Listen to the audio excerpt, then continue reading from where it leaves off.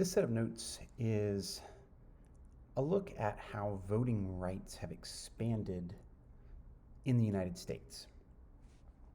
So we'll start from the beginning of our country and kind of go through to today, taking a look at what groups have gained the right to vote and where do we stand today when it comes to voting in the United States.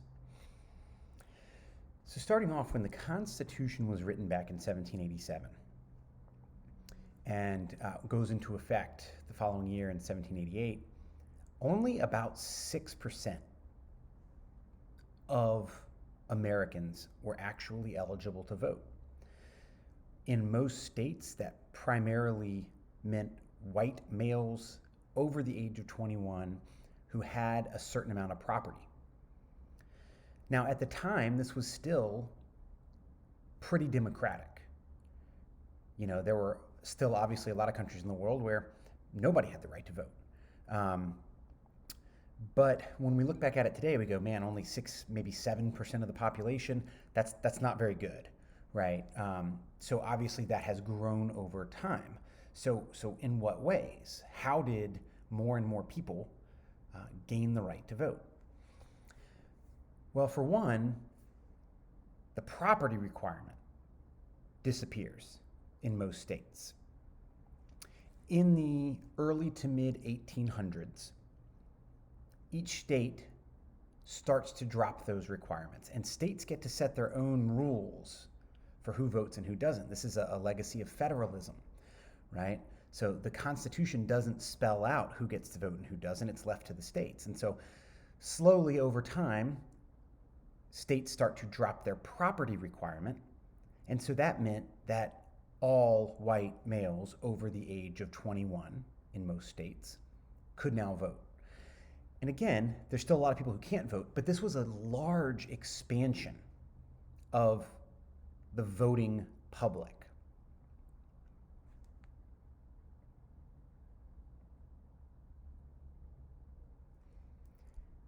After the Civil War, African American men got the right to vote. The 15th Amendment to the Constitution prohibits states from denying the right to vote to African American men. So states had to allow African American men to vote, but as we know, a lot of states found ways to make that virtually impossible, particularly in the South. The former Confederacy, there were rules in place, like poll taxes and literacy tests that prevented African American men from actually exercising that right to vote.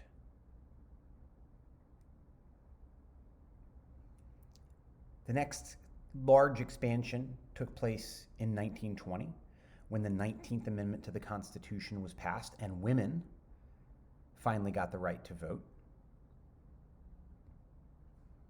In 1924, Native Americans were finally granted citizenship and voting rights.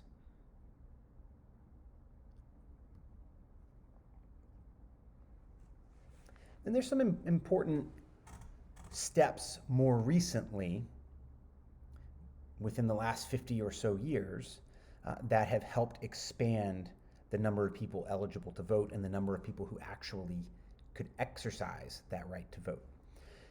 One of these is in 1965, the Voting Rights Act, passed by Congress, signed by the guy sitting at the desk, President Lyndon Johnson.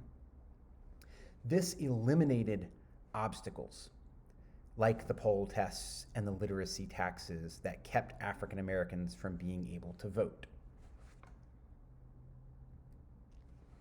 In 1971, 18 to 20-year-olds gained the right to vote when the Constitution said the voting age could not be set any higher than 18. That was a legacy of the Vietnam War, where a lot of young folks felt outraged that at 18 years old they could be drafted to go fight and die in the Vietnam War, but they didn't have the ability to vote on the people in Congress and the president who were making the decisions. So the Constitution was changed and the voting age was dropped to 18. So what are our voting requirements for today? Well, for one, you have to be a United States citizen. You have to be at least 18 years old. There are no states that allow voting younger than 18. And you have to be registered. You have to be registered to vote in the state in which you live. If you meet those three requirements, you are eligible to vote in American elections. Which brings us to the topic of voting and non-voting. So in the first column here, talk about who votes the most. Research shows the people who vote the most are over the age of 30, have a college education, and have a middle class income or higher. Right? These are the groups that vote in the highest numbers as shown by the research. So why is that important? Well, you have to remember politicians depend on voters to keep their jobs. So they're going to look at who votes and who doesn't, and they're going to focus their efforts and their attention on the people who vote. It doesn't mean they don't care about the people who don't vote, or they're not going to try to help those people, but they're really going to prioritize the needs and the wants of the people who vote the most. So people who don't vote, if they want to be noticed, if they want politicians to care more about the issues that matter to them, they have to try to vote. Right? So it sounds simple, right? Well, just go vote. But why don't some people vote? And there are a number of reasons of why people don't vote. Some people are, say, I'm too busy.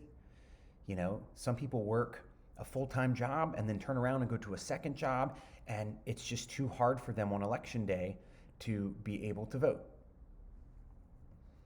Can't get off work on election day. Some people just flatly don't care. Right? They don't feel that their voice matters. They don't feel like they care at all about who the candidates are. And so that's a reason why some people don't vote.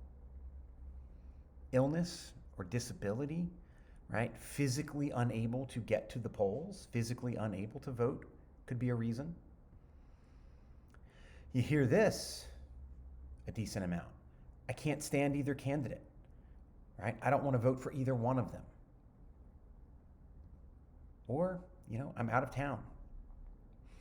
Right? I travel a lot for my job, and I'm unable to vote on election day. Now, states are taking steps to try to address some of these. About half the states in the country this year are allowing early voting. So their states are trying to eliminate some of these reasons and help people who are maybe too busy or who travel a lot to find a time when they can maybe vote early. Or you can vote absentee or vote by mail. Voting absentee is a great way. If you can't get to the poll, you can still mail that ballot in and have it counted. Okay? Voting by mail is a perfectly safe and secure way to vote. At the end of the day, you only get to vote once. So whether you vote by mail, whether you vote early, or whether you vote on election day, right? There are steps in place to ensure that eligible voters get to vote one time.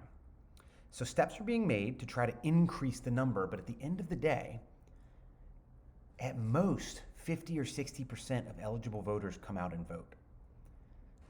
Right? 50 to 60%, and that's at the highest levels of turnout. In local elections, turnout tends to be smaller, maybe 25, 30%. You got to think, right? That means 1/4 to 1/3 of the eligible voters are making the decisions for everybody. So voting is so critical, right? 250 years ago, most people in America couldn't vote. Today, most people can, and we want to try to encourage people. We want to try to make sure as many people get out and vote and have their voice heard and counted.